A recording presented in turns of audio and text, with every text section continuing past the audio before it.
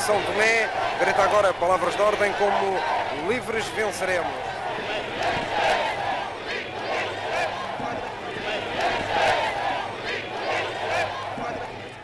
No uso da faculdade que me é conferida, em nome da Assembleia Representativa do Povo de São Tomé e Príncipe, na qualidade de Presidente da Assembleia, proclamo a independência do Estado de São Tomé e Príncipe.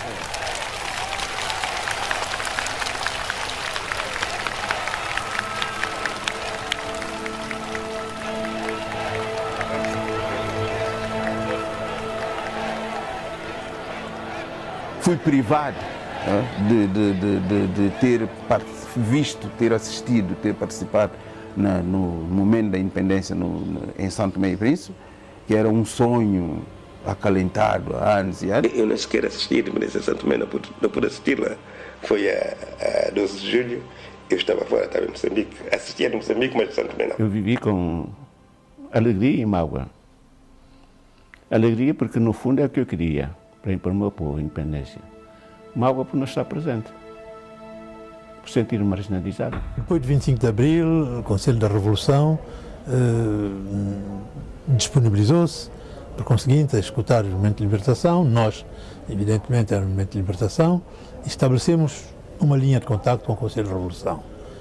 E, nessa altura, houve um primeiro encontro com o Tomás Soares, foi em Londres.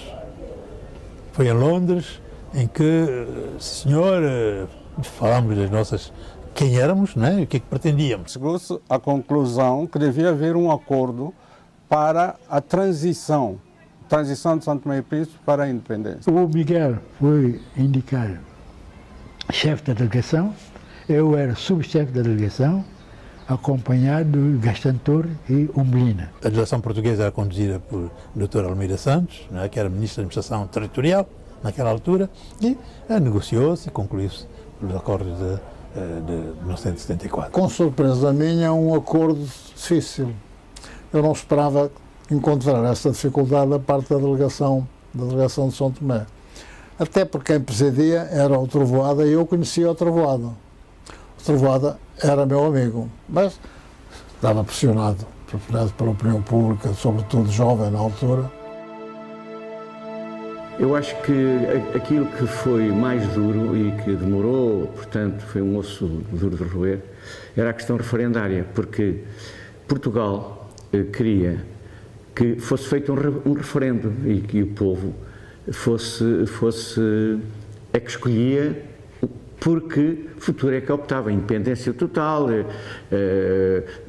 ser um Estado federado, estava tudo em aberto. E essa era a posição com que se ia negociar. Os portugueses sabiam perfeitamente que dominavam a situação.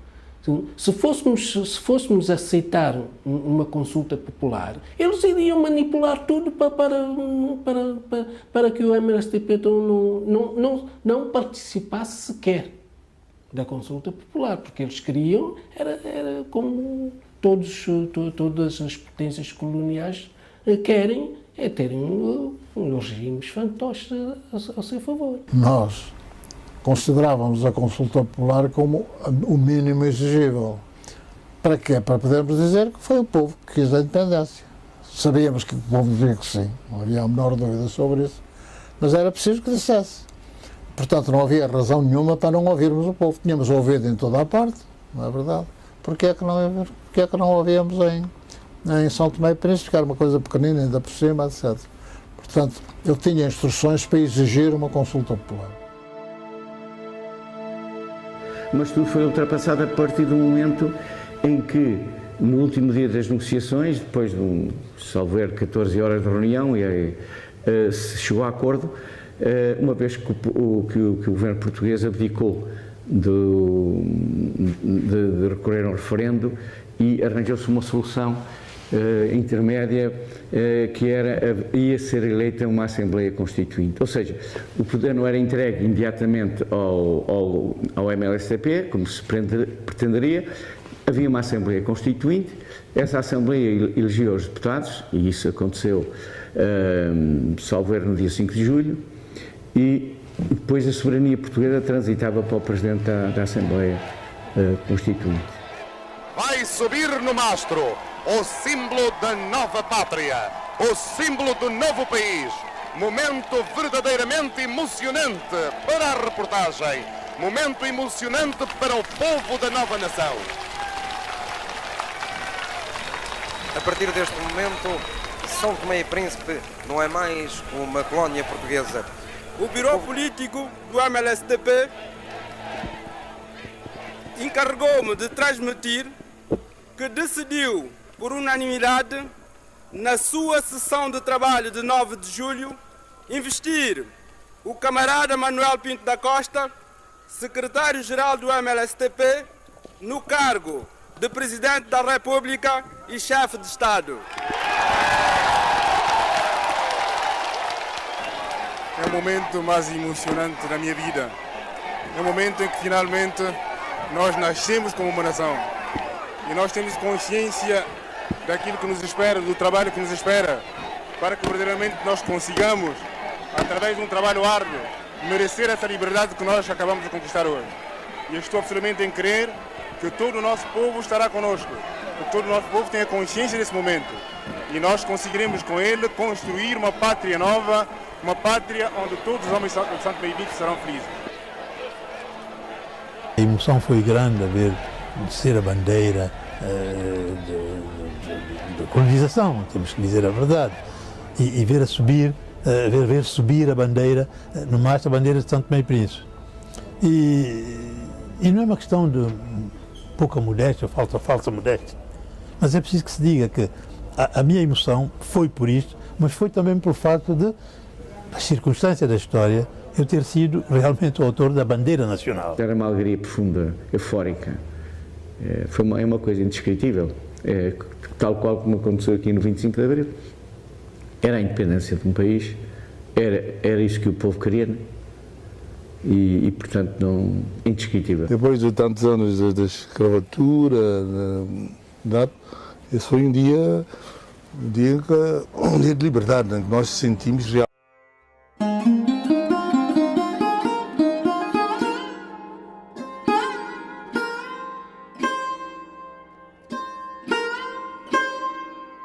Isso começou em Santo Tomé, lá para os anos 60, princípios de 61, houve um grupo de nacionalistas que decidiram trocar impressões para saber se era possível fundar um movimento que levasse a independência de Santo Tomé, porque na época todos os africanos lutavam por sua independência.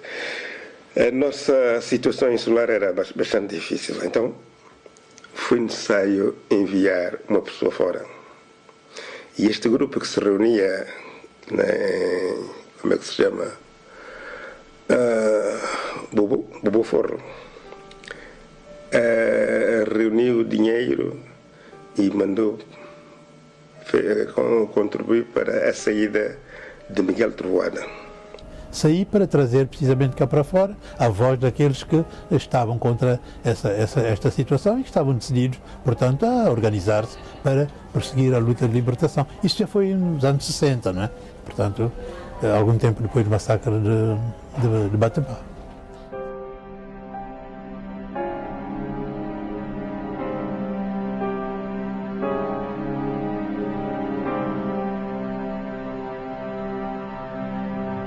Em 65, renovou-se o comitê em Accra, com Menezes, Virgílio Carvalho, eu também estive. Eu lembro naquela altura, eu era estudante, participei nessa reunião do CLSTP, cheguei a Accra e depois verifiquei que faltavam dois elementos fundamentais e importantes do CLSTP, que era o Miguel Trovoada e Carlos Graça. Estavam em Libreville. Apesar de tudo, de Miguel não aparecer, nós nomeámos-lo como secretário-geral do Comitê de Libertação de Santo Tomé e Príncipe. já ampliado. Depois houve vários incidentes que fizeram com que a coisa se dispersasse. A África estava em ebulição, houve o golpe de Estado da Acre, depois o presidente Nkrumah, viram-se obrigados a ir ao Togo, depois do Togo outro golpe de Estado, saíram do Togo, tiveram que ir ao Congo, depois no Congo também houve outro golpe de Estado, saíram do Congo e tiveram que ir à Guiné Equatorial. Já se tratava do ano 69. A Guiné Equatorial, que aliás, demais de ter se adaptar mais próximo a São Tomé, tinha um contacto direto de 2 meses, de 2 em 2 meses, por um barco que vinha de Calabar, Fernando Pó, Príncipe, São Tomé e Anbom.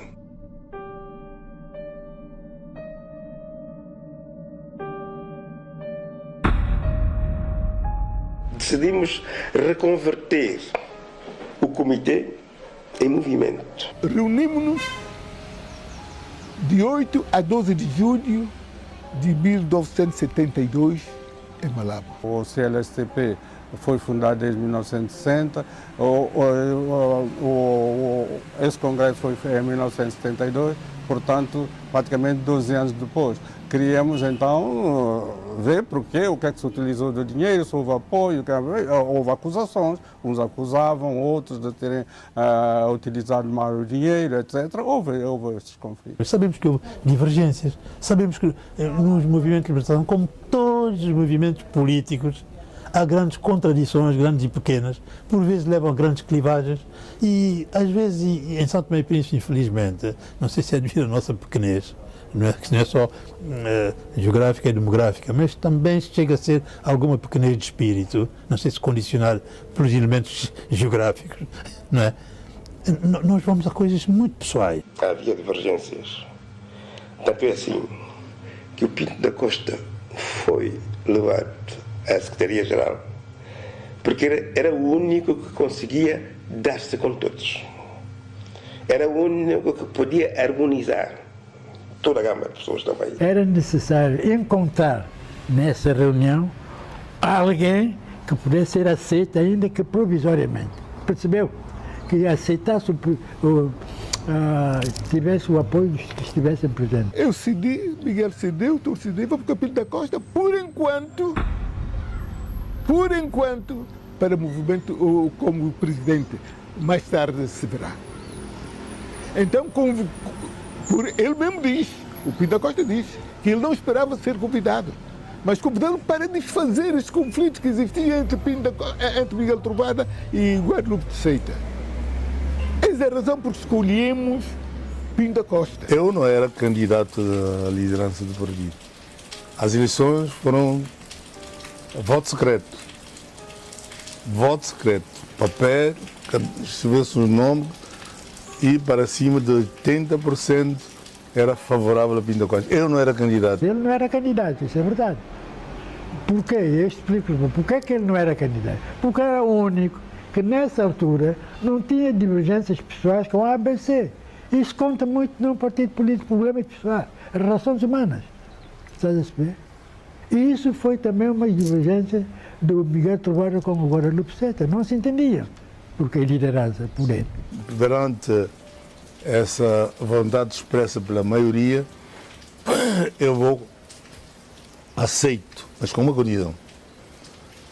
Vou liderar o processo até nós chegarmos a ter que discutir com os portugueses, porque isso acabará num encontro entre nós e a parte portuguesa. E quando tivermos já a data da independência, tudo marcado, eu vou pôr o lugar à disposição. Além de criar essa direção, nós também elaboramos um programa.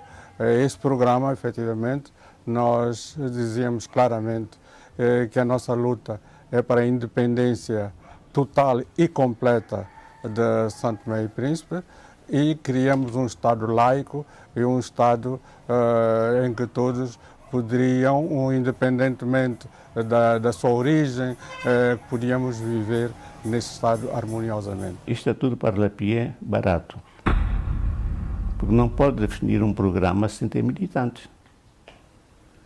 E no programa não militante sem ter uma base de apoio, que é o povo. Nós não tínhamos contato nenhum com o povo de Santo Tomé, é preciso ter isso presente. A luta de libertação em Santo Tomé e Príncipe era clandestina, aquilo pouco que nós podíamos fazer, depois da constituição do CLSTP era clandestino, não tínhamos a possibilidade de agir de forma aberta.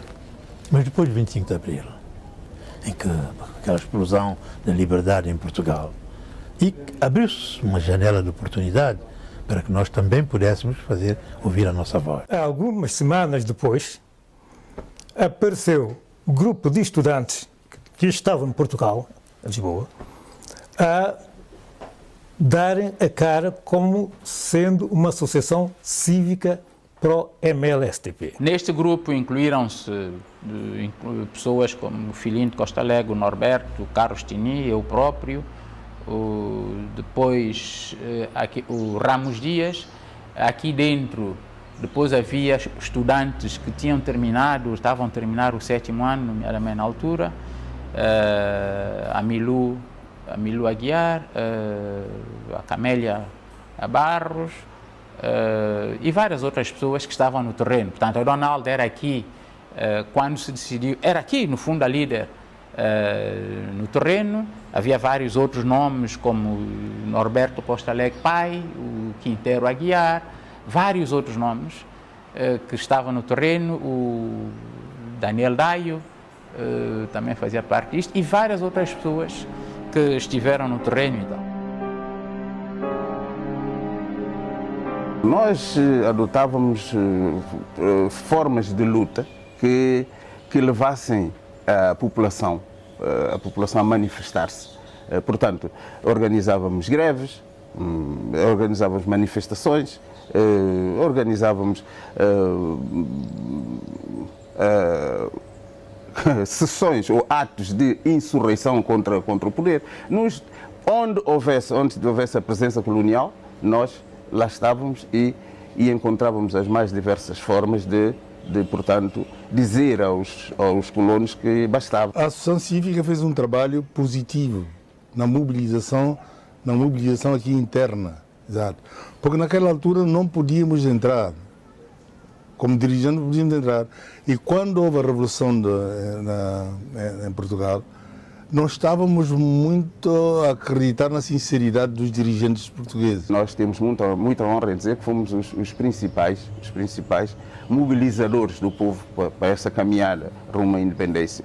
Mas também havia a direção do MLSTP, que na altura se encontrava em Libreville, e que eles também tiveram um papel muito importante. Porque eles foram os guardiões da utopia. Houve ainda uma outra formação que era formada à base de colonos, julgo que tinha um natural ou coisa parecida, e que praticamente se diluiu, quer dizer, passado pouco tempo desapareceu. A Frente Popular Livre foi uma organização que nasceu antes da independência, antes de nós conhecermos a existência em São Tomé da Associação Cívica. Eles também eram nacionalistas como nós, porque eles não optavam não estavam de acordo com a MLSTP, né? Entendiam que esse nosso processo que deu a independência não daria certo, e eles queriam a federação. O que eles propalavam era que o nosso grupo, a Frente Popular Livre, não queria independência, que nós queríamos federação. Federação com o quê? Com Portugal? Portugal não era uma república federativa, como é que ia fazer federação conosco? Nunca. Até hoje, eu desafio quem quer que seja apresentar um documento da Frente Popular Livre no qual nós preconizávamos uma federação para Santo Tomé e Príncipe.